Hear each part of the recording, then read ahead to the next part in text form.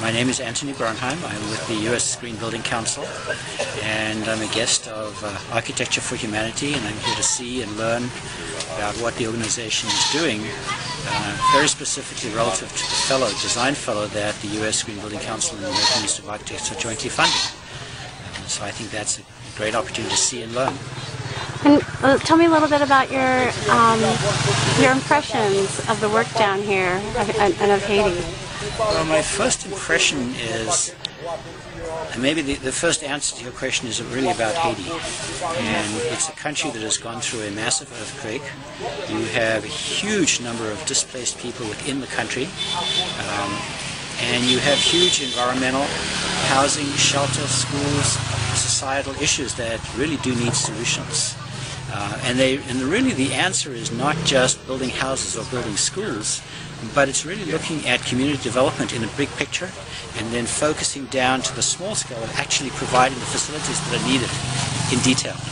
And what has been interesting for me, really fascinating, is understanding that Architecture for Humanity is not just about architecture, but it's really about looking at the whole picture, understanding the problems, and finding solutions at the very broad scale, starting with community development, planning, building design, and then getting down to the details of the materiality of these facilities and understanding what local materials can be used, how to make those materials, how to find the things that are needed to make those buildings, and then forming relationships with people in the community, both at the contractor level, the client level, to build trust, so that these projects can really happen and get built. I think that's phenomenal. That was the nicest thing anyone has ever said. Bob, you really get it. It's easy. Yeah. So it's been really nice for us. We've worked with the USGBC. We have, as you mentioned, a USGBC design fellow down here. Why do you think this work is important for a lead designer to be involved in and to understand? Well, I can approach it from the perspective of the US Green Building Council. Simple. The US Green Building Council is really trying to make an impact globally and help when there are crises in different countries. And we offered help in Haiti, and this is the way it facilitated itself. Having somebody here who is actually designed and going to get built a number of classrooms and other facilities and working on some big planning projects, at the end of the day, that's a great impact for the US Green Building Council. It's also a great impact for Architecture for Humanity. And it is actually serving the needs of the people on the ground in Haiti, which is ultimately what I think all our organizations are trying to do, is to serve the people and provide the solutions to the problems, whether it's housing or schools or public facilities that they really need in this particularly critical situation. So one of the things that's interesting about our work is people have an understanding of green design. It can be kind of high-end. Can you describe a little bit about some of the sustainable design solutions that we've been talking about here and what form that takes here in a place like Haiti?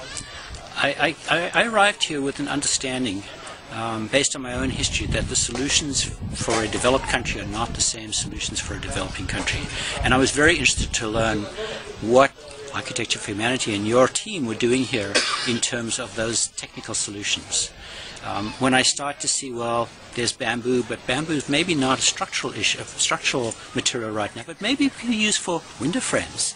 And I see ways of using concrete block that improves its ability to withstand future earthquakes. I'm understanding that your team is really beginning to sort of think about how to use what's here or how to develop what could be here and use it in a very positive way. And I think that's a very different kind of environmental solution or sustainability solution to what we might do in the United States. You're not going to use high-powered, high-performance mechanical engineering equipment in this particular situation. You're going to use passive ventilation.